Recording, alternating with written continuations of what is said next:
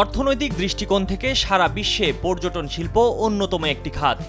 বিশ্বের আর্থসামাজিক উন্নয়নের প্রধান হাতিয়ার হিসেবেও বিবেচিত হয় এই খাতটি।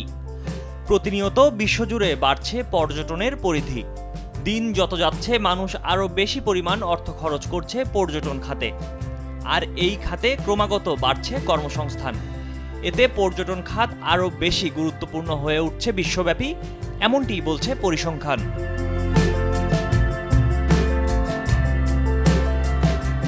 চলতি বছর বৈশ্বিক প্রেক্ষাপটে একজন মানুষ $10 $1 খরচ করছে পর্যটনে। এই খরচ যাচ্ছে হোটেল বুকিং, প্রমোত্তরি ও প্লেন বুকিংয়ে। সম্প্রতি ওয়ার্ল্ড ট্রাভেল অ্যান্ড ট্যুরিজম কাউন্সিলের বরাত দিয়ে বার্তা সংস্থা রয়টার্স এই তথ্য জানিয়েছে। প্রতিবেদনে বলা হয়, জনসম্পৃক্ততা বেড়ে যাওয়ায় বৈশ্বিক জিডিপি প্রবৃদ্ধিতে পর্যটন শিল্প খুবই গুরুত্বপূর্ণ হয়ে উঠছে। বৈশ্বিক পর্যটনে যুক্তরাষ্ট্র, চীন ও জার্মানির অবদান বেড়েছে বলেও প্রতিবেদনে উল্লেখ করা হয়।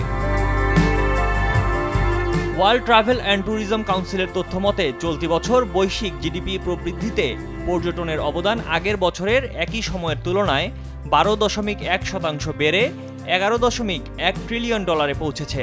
2019 সালের হিসেবে এই প্রবৃদ্ধি 7.5%।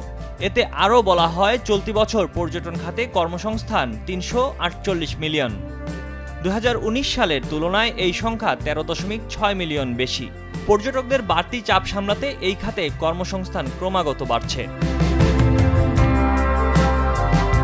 ওয়ার্ল্ড ট্রাভেল অ্যান্ড ট্যুরিজম কাউন্সিলের প্রধান নির্বাহী জুলিয়া সিমসন বার্তা সংস্থাটিকে বলেন, গত বছর বৈশ্বিক মন্দা ও উচ্চ মূল্যস্ফীতি সত্ত্বেও পর্যটন খাত এখন বিশ্বব্যাপী প্রকৃত অর্থনৈতিক কেন্দ্র।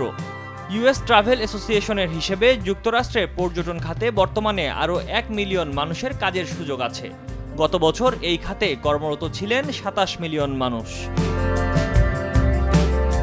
ময়ূখ ইসলাম, কালের কণ্ঠ।